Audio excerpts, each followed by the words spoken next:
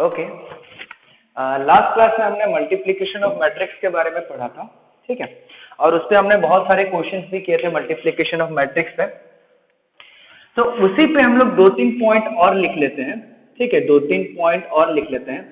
सबसे पहला पॉइंट क्या, अगर ऐसे दिया हुआ है कि इफ ए इक्वल टू एक मैट्रिक्स दिया हुआ है ए बी सी 0 0 0 0 0 0, ये एक कौन सा मैट्रिक्स है, डायगोनल मैट्रिक्स है, ठीक है। दूसरा मैट्रिक्स दिया हुआ है बी, इसमें जान लो एक्स वाई जेड 0 0 0 0 0 0 ऐसे दिया हुआ है, ठीक है। अगर हम इसको a इंटू बी करेंगे, देन इफ ए और बी ये है, देन तो उस केस में क्या हो जाएगा कि जो डायगोनल एलिमेंट है सिर्फ वही मल्टीप्लाई होगा, यानी कि इसका जो आंसर आएगा finally a into x 0 0 0, b into y 0 0 0, c into z, यानी कि सिर्फ और सिर्फ डायगोनल एलिमेंट ही इसमें मल्टीप्लाई होगा। अगर किसी को लगता है कि ये कैसे होगा, तो तुम लोग को मल्टीप्लिकेशन करना आता है तो डायरेक्टली मल्टीप्लाई करके ये प्रॉपर्टी जो है उसको चेक कर सकते हो, ठीक है। इसी चीज को लेके हम एक और क्वेश्चन देखते हैं, ठीक है। हम एक क्वेश्चन देखते हैं, ये प्रॉपर्टी तो हमने देख लिया कि ऐसा होता है। हम एक क्वेश्चन देखते हैं। क्वेश्चन हमारा कुछ इस तरीके का है। क्वेश्चन मान लो हमें दिया गया है कि if A B equal to B, question कि if A B equal to B, A B equal to B दिया हुआ है and B A equal to A, ठीक है। A B equal to B दिया हुआ and B A equal to A, then prove that, then, ठीक है, prove that, हमें बोला गया देन प्रूव दैट कि A square plus B square equal to A plus B, ठीक है। चलो वीडियो को पॉज करो और ट्राई करके देखो कि तुमसे सॉल्व हो पाता है या नहीं।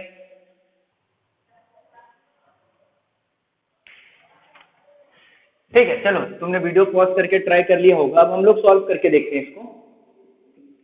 हम लोग क्या लिख सकते हैं, ध्यान से सुनना। सबसे पहले जो है गिवन है कुछ चीजें, और वो क्या क्या गिवन है, A B equal to B. दूसरा क्या चीजें गिवन है, इसको चलो हम लोग 1 नाम से सेव कर देते हैं। दूसरा क्या गिवन है, B A is equal to A. ये दोनों चीजें हमें क्या है, गिवन है, ठीक है। अब ध्यान से सुनो, ए स्क्वायर इक्वल टू कितना हो जाएगा, ए स्क्वायर को हम लोग लिख सकते हैं ए इंटू ए, और ए का मतलब क्या दिया हुआ है, बी ए। ए का मतलब क्या दिया हुआ है, बी ए। ध्यान से सुनना, हम लोग ए बी को क्या लिख सकते हैं, बी, बी ए को क्या लिख सकते हैं, ए। तो ए का मतलब क्या हो जाएगा, बी ए। तो इसको हम लोग ए इंटू बी ए ऐसे भी लिख सकते हैं, ठीक है। और ये बी ए कहां से आया, फ्रॉम टू, फ्रॉम टू, ठीक है। हमने 2 से ये ला दिया। अब इसी प्रॉपर्टी को हम ऐसे भी लिख सकते हैं, A square equal to A B into A, ठीक है। और ए बी का मतलब कितना है, ए बी का मतलब है बी। तो इस चीज को हम ऐसे भी लिख सकते हैं, A square equal to A B का मतलब कितना हो गया, बी, ठीक है। ए बी का मतलब क्या हो गया, बी, बी इंटू ए। ये कहां से पता चला, फ्रॉम 1, ये हमें पता चला फ्रॉम 1 से, ठीक है। अब बी ए, ध्यान से सुनो, बी ए का मतलब क्या है, बी ए का मतलब है ए। तो हम इसको लिख सकते हैं A square equal to A. ये कहां से पता चला, फिर से फ्रॉम 2, फ्रॉम 2, ठीक है। तो हमारा ए स्क्वायर इक्वल टू कितना निकला, ए स्क्वायर कितना निकल गया, ए। अब आगे देखते हैं, बड़ा ही अच्छे से बैकग्राउंड म्यूजिक बज रहा है। ए स्क्वायर इक्वल टू ए निकल गया। अब आगे देखते हैं, बी स्क्वायर इक्वल टू हमारे पास कितना दिया हुआ था, sorry B A equal to कितना दिया हुआ था, बी स्क्वायर, ओके। तो बी स्क्वायर को हम लोग क्या लिख सकते हैं, B into B. B square को लिख सकते हैं बी इंटू बी, का मतलब क्या है, ए बी। चलो हम इधर ही लिख देते हैं, ठीक है। बी का मतलब क्या लिख सकते हैं, ए बी। चलो इधर ही लिख देते हैं ए बी। बी का मतलब कितना है, A B, A B into B, ठीक है। चलो इसको ऐसे नहीं करते, ऐसे करने से आंसर नहीं आएगा। हम इस वाले बी को पुट कर देते हैं ए बी। ये हमने कहां से पुट किया, फ्रॉम 1, फ्रॉम 1 से हमने ये चीज पुट किया, ठीक है। अगला हम क्या लिख सकते हैं, बी स्क्वायर इक्वल टू, इसको हम लोग ऐसे भी लिख सकते हैं, बी इंटू ए इंटू बी, ठीक है। अब बी ए का मतलब हम क्या लिख सकते हैं, ए। इसको लिख दे बी स्क्वायर, बी ए का मतलब लिख सकते हैं ए इंटू बी। ये कहां से पता चला, फ्रॉम, ये कहां से पता चला, फ्रॉम 2, फ्रॉम 2। अगला ए बी का मतलब फिर से कितना है, ए बी का मतलब है बी। तो ये आ गया B square equal to B. ये कहां से पता चला, फिर से फ्रॉम 1, फ्रॉम 1 से हमें ये चीज पता चल गया। तो हमें क्या पता चला, A square equal to A and B square equal to B हमें पता चल गया। तो इसी चीज को यूज करके हम क्या लिख सकते हैं, चलो इसको एक नाम दे देते हैं, इसको नाम देते हैं नंबर 3 और इसको नाम दे देते हैं नंबर 4। ठीक है, अब 3 + 4 करेंगे तो कितना आएगा, 3 + 4 अगर हमने किया तो इसका वैल्यू कितना आएगा, A square plus B square equal to A plus B. ठीक है, ये हमने प्रूफ कर दिया। ठीक है, इसको वीडियो को पॉज करके तुम लोग नोट कर सकते हो। तुम्हारे पास कितना आ गया, A square plus B square equal to A plus B आ गया। ठीक है, चलो तुम लोगों ने वीडियो पॉज करके आई होप कि नोट कर लिया होगा। आगे बढ़ते हैं हम लोग। ठीक है, आगे एक बहुत ही इंपॉर्टेंट प्रॉपर्टी है, उस प्रॉपर्टी को भी हमें याद रखना है। आगे बहुत ही इंपॉर्टेंट प्रॉपर्टी ये है हमारे पास कि अगर कहीं भी ऐसा दिया हुआ है, ठीक है ध्यान से सुनना, कहीं भी अगर ऐसा दिया हुआ है कि नोट नहीं दिया हुआ है, नोट में लिखने के लिए बता रहा हूं, कहीं भी ऐसा दिया हुआ है, मान लो A square equal to A, ठीक है, कहीं भी ऐसा दिया हुआ A square equal to A, then उसका मतलब हमें निकल के आ जाएगा then A to the power N equal to A. तो हमेशा A to the power N equal to कितना निकल के आएगा, जहां पे एन हमारा क्या होगा, N belongs to natural number, N एक नेचुरल नंबर होगा और एन होगा ग्रेटर देन 2। ठीक है, कहीं भी अगर A square equal to A है then A to the power N equal to हमेशा कितना निकल के आएगा, एन, जहां पे एन क्या है, नेचुरल नंबर और कैसा, ग्रेटर देन 2। ठीक है, अब इसी चीज को ध्यान से सुनना, इसी चीज को हम सॉल्व करेंगे फिर से। कैसे ये प्रॉपर्टी हो रहा है इस चीज को प्रूव करके बताते हैं हम लोग। सबसे पहला ए स्क्वायर कितना दिया हुआ है, ए स्क्वायर इक्वल टू ए, तो ए क्यूब हमको मान लो निकालना है, तो ए क्यूब का मतलब क्या हो जाएगा, ए स्क्वायर इंटू ए, ए स्क्वायर का मतलब कितना है ए, तो ये फिर से हो जाएगा ए इंटू ए, ए इंटू ए, ए इंटू ए का मतलब कितना होगा ए स्क्वायर, और ए स्क्वायर का मतलब कितना है ए। ठीक है, चलो एक अगला एग्जांपल लेते हैं, ए टू द पावर 4 को निकालने का कोशिश करते हैं। ए टू द पावर 4 का मतलब क्या हो जाएगा, ए क्यूब इंटू ए, ए क्यूब का मतलब कितना है ए, तो ये हो जाएगा ए इंटू ए, ये हो जाएगा ए स्क्वायर का मतलब कितना ए। चलो फिर से हम एक करके देखते हैं, ए टू द पावर 5 कर लेते हैं, ए टू द पावर 5 करेंगे तो कितना आएगा, A to the power 4 into A to the power 4 का मतलब कितना है ए, तो ये आ जाएगा ए इंटू ए कितना हो जाएगा ए स्क्वायर का मतलब कितना है ए। तो ऐसे कितना भी करते जाएंगे हम लोग, हमेशा हमें उसका वैल्यू कितना मिलते जाएगा, ए ही मिलते जाएगा। ठीक है, तो इसी को हम लोग क्या कर दिया, जनरलाइज कर दिया कि A to the power N equal to A, where जहां पे, ठीक है, N belongs to natural number and N is always greater than 2, क्योंकि 2 के लिए तो हमने ये दिखाई दिया, तो एन का वैल्यू क्या होना चाहिए, 2 से बड़ा होना चाहिए। ये एक बहुत इंपॉर्टेंट प्रॉपर्टी है, इस प्रॉपर्टी को याद रखना हमेशा। ठीक है, चलो एक और क्वेश्चन करते हैं हम लोग इसी प्रॉपर्टी से। अब इसी प्रॉपर्टी को नहीं, ये प्रॉपर्टी हमने याद रखा, हम ऐसे ही जनरल एक क्वेश्चन करते हैं अभी, इसको नोट कर लो तुम लोग वीडियो को पॉज करके। चलो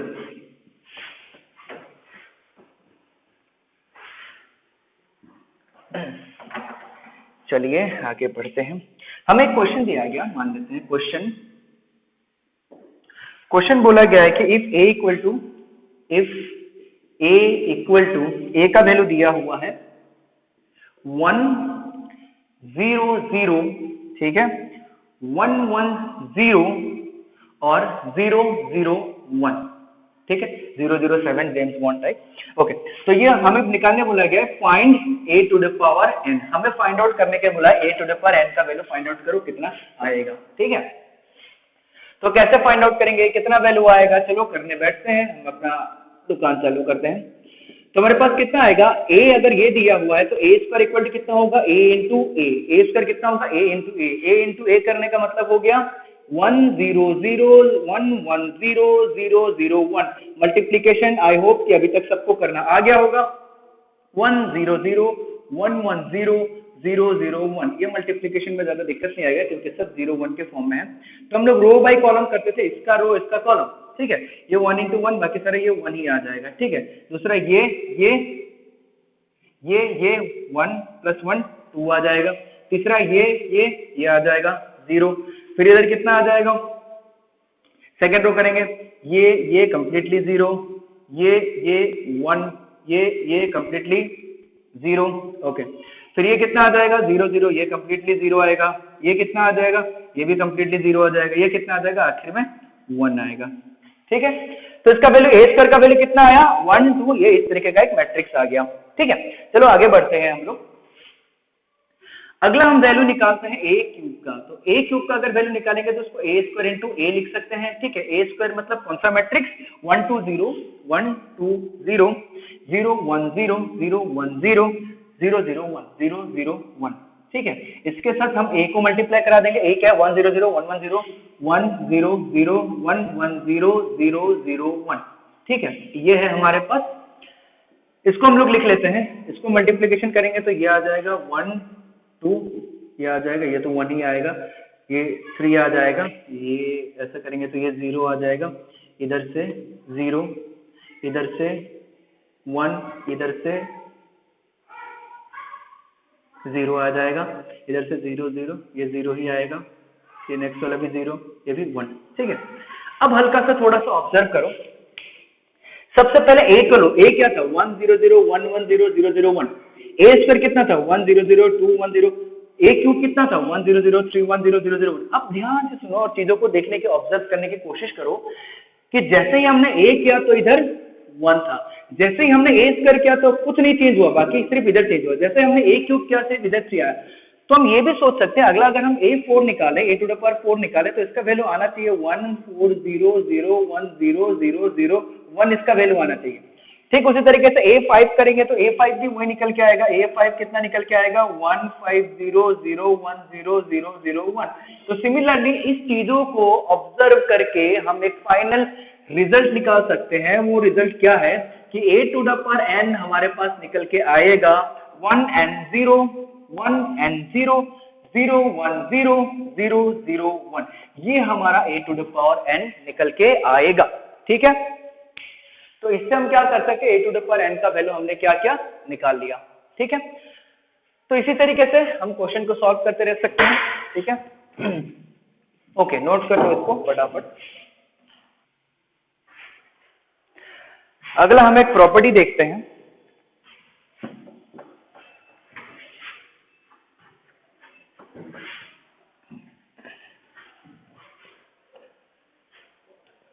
वो प्रॉपर्टी कुछ इस तरीके का है कि इफ, ठीक है, वो नोट में नंबर 2 में लिख लेना। अगला प्रॉपर्टी इस तरीके का है कि if matrix A into matrix B equal to null matrix. ठीक है, and A and B are non zero matrix. ठीक है, if A into B equal to 0 and A and B are non-zero matrix, then determinant of A equal to 0 and determinant of B equal to 0।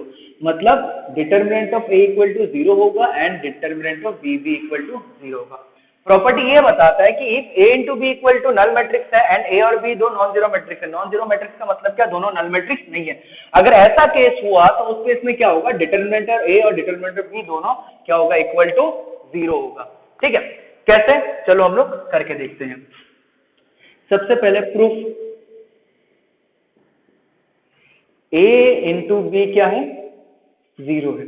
ठीक है, हमें क्या given है A into B equal to 0। ठीक है, अब ध्यान से सुनना, A इंटू बी का मतलब डज नॉट इंप्लाई, मैंने ये पहले ही बताया था, डज नॉट इंप्लाई कि A equal to 0 and B equal to 0। कभी A इंटू बी अगर इक्वल टू नल मैट्रिक्स है तो उसका मतलब ये कभी नहीं होता कि A भी नल मैट्रिक्स होगा B भी नल मैट्रिक्स होगा। ठीक है, अब आगे ये देखते हैं सबसे पहला केस कि if mod of A not equal to 0, then inverse of A exist। ठीक है, ये पहले ही बताया था कि नॉन सिंगुलर मैट्रिक्स होने से क्या होगा, इनवर्स एग्जिस्ट करेगा।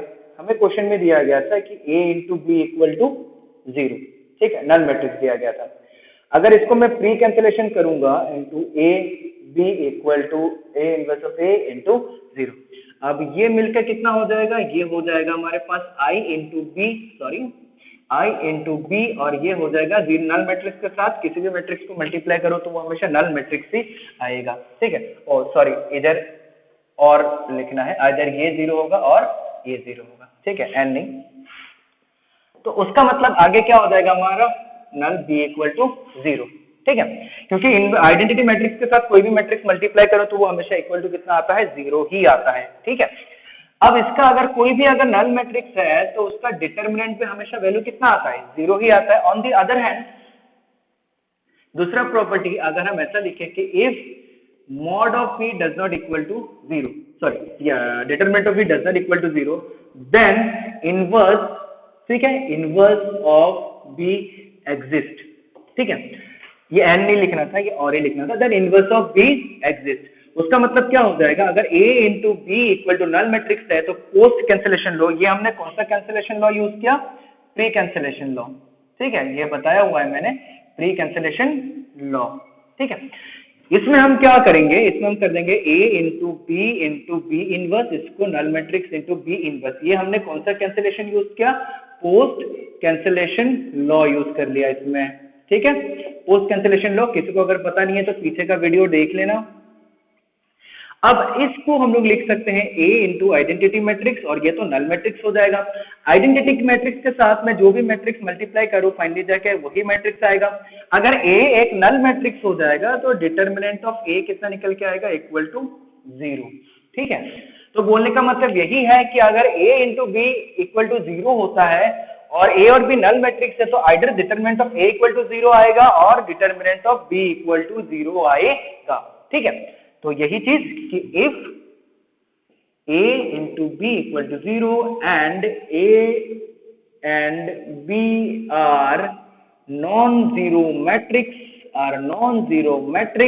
देन क्या होगा उस केस में, then either mod of a, sorry, determinant of a equal to 0 और determinant of b equal to 0 होगा, ठीक है।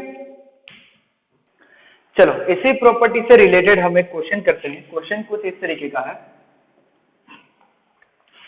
कि ABC are given matrix, ABC are given matrix, ठीक है, such that AB equal to null matrix and BC equal to identity matrix। prove that हमें prove करना है कि a प्लस बी का whole square into a plus C का whole square equal to I, हमें ये चीज प्रूव करना है, ठीक है। देखते हैं अभी किस तरीके से प्रूव कर सकते हैं। हमें क्या दिया हुआ है, हमें BC equal to identity matrix दिया हुआ है और AB इक्वल टू 0 दिया गया है, ठीक है। सॉल्व करते हैं हम इस क्वेश्चन को। हमें गिवन है BC equal to I। BC equal to अगर आइडेंटिटी मैट्रिक्स है उसका मतलब क्या है, determinant of BB not equal to 0 होगा और determinant of CB not equal to 0 होगा। एक और चीज हमें गिवन है कि A into B equal to 0। इसमें हमें एक चीज पता है कि डिटरमिनेंट ऑफ B तो 0 नहीं हो सकता। अगर डिटरमिनेंट ऑफ B 0 नहीं होगा तो इंप्लाइज क्या बताता है कि matrix A equal to null matrix बताता है कि नहीं। ध्यान से सुनो, हमें अभी ये प्रॉपर्टी पढ़ा है, ठीक है, और जिसमें हमें एक और प्रॉपर्टी पता चलता है इसी के आगे कि determinant of A equal to 0, but हमें इतना ही तक काफी है। अब प्रूफ दैट हमें करना है, चलो हम लेफ्ट हैंड साइड ले लेते हैं। लेफ्ट हैंड साइड हमारा कितना दिया हुआ है, a प्लस बी का होल स्क्वायर, ठीक है, a प्लस बी का whole square into a plus C का होल स्क्वायर। अब ध्यान से सुनो, a तो निकल गया नल मैट्रिक्स, अगर a नल मैट्रिक्स निकल गया तो 0 प्लस b का होल स्क्वायर, ठीक है, b अच्छे से लिख देते हैं, इंटू 0 प्लस सी का होल स्क्वायर, ये आ गया। अब इसका मतलब कितना आ गया, b square into C square, ठीक है। इसका मतलब क्या आ गया, b square into C square. b square into C square को हम कैसे लिख सकते हैं, चलो हम b square into C square को ऐसे लिख देते हैं, b इंटू सी इंटू सी इंटू सी, ठीक है, ऐसा आ जाएगा b इंटू सी, सॉरी गलत लिख दिया, b इंटू बी, ये b स्क्वायर हो गया, b इंटू सी। अब इस बी सी को हम ऐसे ब्रैकेट में ले लेते हैं, बी सी इक्वल टू कितना आ जाएगा, B into C equal to I है, तो इसको हम लोग लिख सकते हैं B into I into C. अब बी इंटू आई को हम लोग क्या लिख सकते हैं, सिंपली बी इंटू सी, फिर बी इंटू सी हमारा क्या आ जाएगा, आई आ जाएगा। तो ये आ गया हमारा आइडेंटिटी मैट्रिक्स। अब ध्यान से सुनो, बहुत लोगों के दिमाग में एक बढ़िया सा प्रॉपर्टी चल रहा होगा अभी थोड़ी देर पहले, ठीक है। बहुत लोगों के दिमाग में सोच रहा होगा ये सर ने क्या कर दिया, ये यहाँ से लेके यहाँ तक इतना सारा लंबा लिख दिया, ठीक है। हम तो ऐसे भी कर सकते थे डूड बन के, कि हम डूड बन के लिख सकते थे कि B square into C square equal to B into C का होल स्क्वायर, है कि नहीं। ऐसे तो डायरेक्टली आंसर निकल जाता बी सी इक्वल टू आई और आई स्क्वायर इक्वल टू आई, हो गया। इतना लंबा क्यों करना, ठीक है। बट चीजों को समझना, फिर से बता रहा हूँ, ये नंबर नहीं है, ये क्या है, मैट्रिसेस है, ठीक है, मैट्रिक्स है, ये एक अरेंजमेंट है। अगर ऐसे करने का मतलब क्या हो गया, बी स्क्वायर अलग वैल्यू आएगा, बी इंटू सी अलग मैट्रिक्स आएगा, ठीक है, वैल्यू नहीं मैट्रिक्स, बी स्क्वायर एक अलग मैट्रिक्स आएगा, बी इंटू सी एक अलग मैट्रिक्स आएगा। जरूरी नहीं है कि B square into C square equal to B C का होल स्क्वायर आएगा, ऐसा नहीं भी हो सकता है, ठीक है। तो गलती से भी इतना बढ़िया सा, इतना खतरनाक वाला दिमाग मत लगा लेना, ठीक है।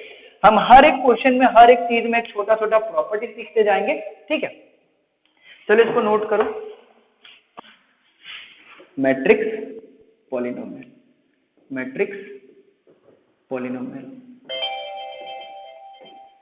ठीक है। मैट्रिक्स पॉलिनोमियल किसको बोलते हैं, हम इस चीज को देखेंगे, ध्यान से सुनो। A matrix A is said to satisfy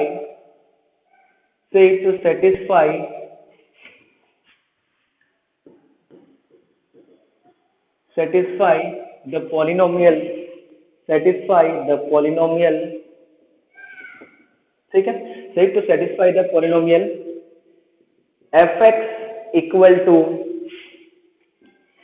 a1 a1 into x to the power n plus a2 into the x to the power n minus 1 plus a3 into x to the power n minus 3 plus dot dot dot dot plus a n minus 1 x plus a n, हमने ऐसा ले लिया, ठीक है। एक polynomial है और उस पॉलिनोमियल को हम बोलेंगे कि मैट्रिक्स इस पॉलिनोमियल को सेटिस्फाई करता है कब, A matrix A is said to satisfy the polynomial fx is equal to this if f of a equal to ax to the power n plus a2 x to the power n minus 1, sorry इधर x की जगह हमने क्या रख दिया a, ठीक है, इधर क्या रख दिया हमने a3 a to the power n minus 2 plus dot dot dot dot plus a n minus 1 into a plus a n into I, ठीक है, ऑफ सेम ऑर्डर।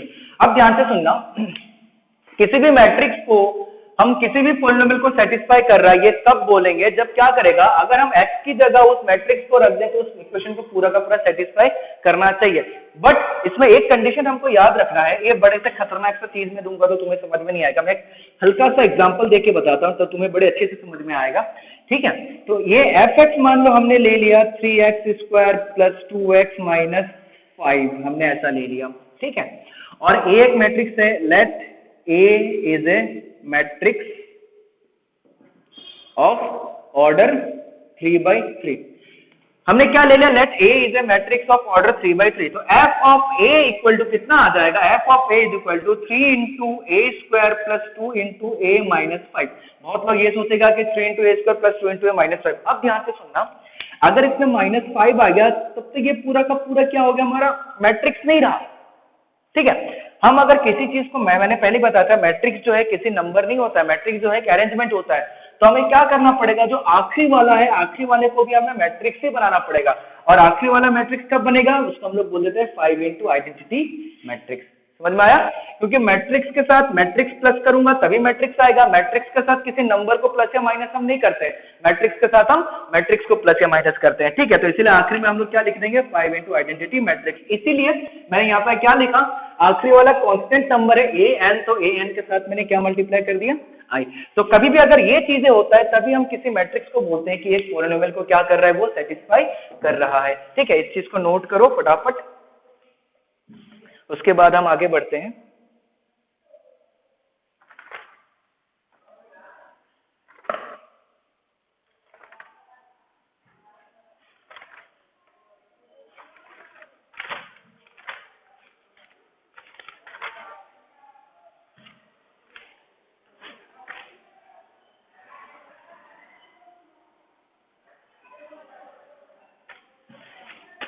चलो हम एक क्वेश्चन करते हैं इसी पे।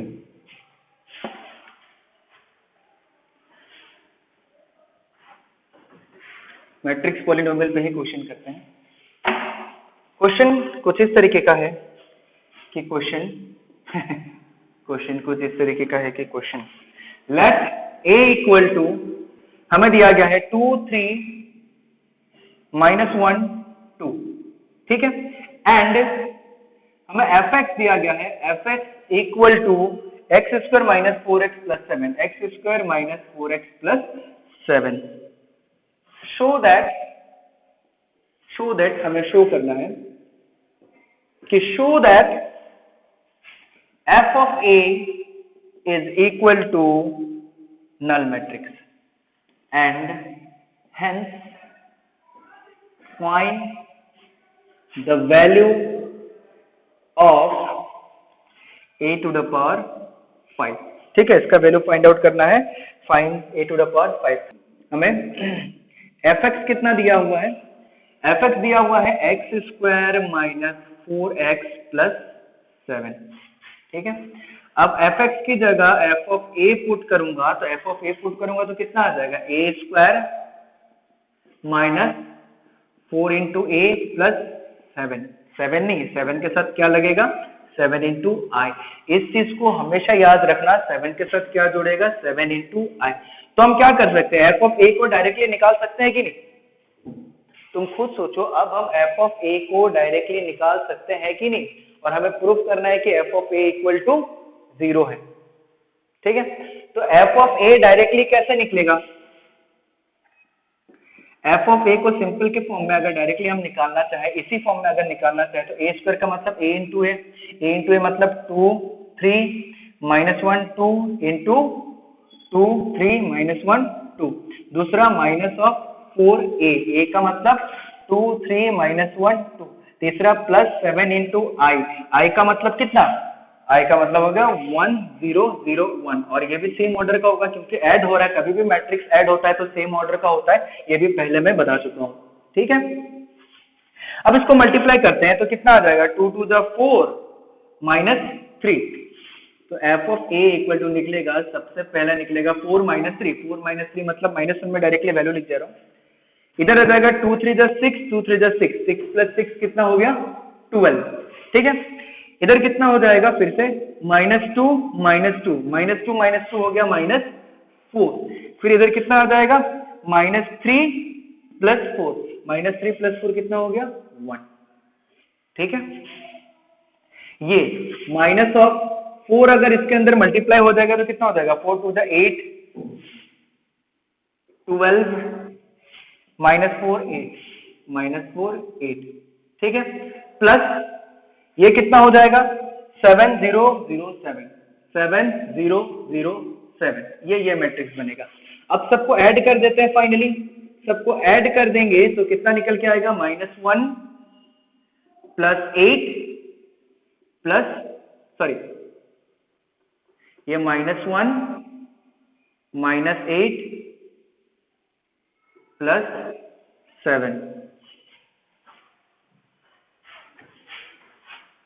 2 to the 4, ये गलती कर दिया मैंने, ये 1 होगा, तो 1 -8 प्लस 7 इसका आ गया। तो दूसरा कितना आएगा, 12 -12 प्लस 0, तीसरा कितना आएगा, -4 प्लस 4 0, -4 प्लस 4 प्लस 0, तीसरा कितना आएगा, फिर से 1 -8 प्लस 7, ये आया हमारे पास। ध्यान से देखो, ये भी कितना हो गया 0, ये भी कितना हो गया 0, ये भी कितना 0, ये भी कितना 0, तो फाइनली ये कौन सा मैट्रिक्स निकल के आया, नल मैट्रिक्स निकल के आया, ठीक है। तो हमने क्या निकाल लिया कि जो भी हमारा f of a का वैल्यू आया, f of a का वैल्यू इक्वल टू कितना आया 0, यानी कि f of a equal to क्या है, नल मैट्रिक्स। तो हमें शो करना था कि f of a equal to null matrix, ये हमने शो कर दिया। अगला हमें फाइंड आउट करना है कि hence find the value of a to the power 5, ठीक है, find the value of a to the power 5।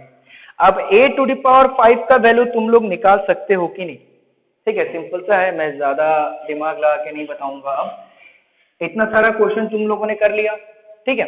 तो a टू दी पावर 5 का, तो अभी तक मैंने बताया a to the power n का वैल्यू कैसे निकालते हैं, इस तरीके का वैल्यू कैसे निकालते हैं। तो a टू दी पावर 5 का वैल्यू तुम लोग a का पावर कर करके तुम लोग a टू दी पावर 5 का वैल्यू निकाल सकते हो सिंपल तरीके से। तो a टू दी पावर 5 का वैल्यू निकाल लो, ठीक है, ठीक है, नोट कर लिया होगा। अब ध्यान से सुनो, नेक्स्ट क्लास में कुछ कुछ इंपॉर्टेंट प्रॉपर्टी हम लोग सीखेंगे, ठीक है। नेक्स्ट क्लास में कुछ कुछ इंपॉर्टेंट प्रॉपर्टी हम लोग सीखेंगे, जिसको हम लोग बोलेंगे special type of square matrix, special types of square matrix, ठीक है, special type of square matrix, जिसमें हम लोग पढ़ेंगे इनवॉल्यूटरी मैट्रिक्स, ठीक है। इनवॉल्यूटरी मैट्रिक्स क्या होता है उस चीज को देखेंगे। फिर उसमें हम लोग देखेंगे आइडेंटिटी मैट्रिक्स, सॉरी आइडेंटिटी बोल रहा हूँ, इनवॉल्यूटरी मैट्रिक्स, ठीक है। फिर उसके बाद हमारे पास आ जाएगा आइडेंपोटेंट मैट्रिक्स, नीलपोटेंट मैट्रिक्स, ठीक है, बोल जाते हैं, बड़ा खतरनाक टाइप का नाम होता है आइडेंपोटेंट, बड़ा ही खतरनाक सा नाम है आइडेंपोटेंट मैट्रिक्स, ठीक है, कोई जर्मन टाइप नाम लग रहा है। थर्ड नीलपोटेंट, ये भी बड़ा बेहतरीन नाम है, नीलपोटेंट मैट्रिक्स, ठीक है। अगला नंबर 4 पीरियोडिक मैट्रिक्स, ठीक है, पीरियोडिक मैट्रिक्स।